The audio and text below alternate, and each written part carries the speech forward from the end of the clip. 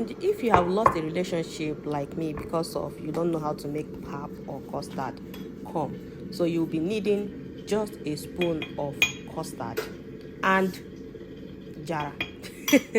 And then the liquid, you're going to measure the same powder that you have. That is the amount of liquid they are going to be using. I'm going to be using milk. You can use water if you like. Now you have to break that in very, very well. Make sure you break it, and as soon as you start breaking it this way and the liquid is not enough, you can add tentally. What did I say? Small. If you like, go and add 1 bucket.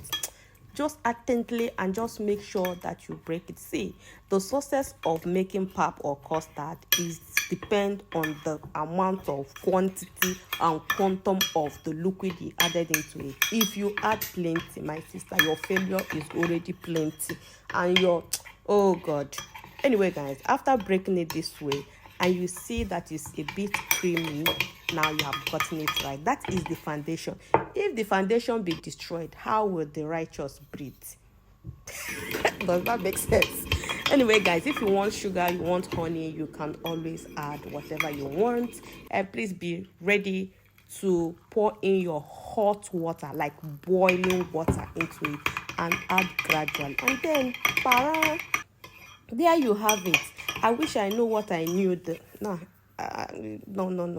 Okay, guys, you know, Kodabir ile, like anywhere you go, you don't forget Niger. This is my Nigerian pig milk. What can I do without it? Anyway, if you ever complain about how much milk that I added, you added too much of milk.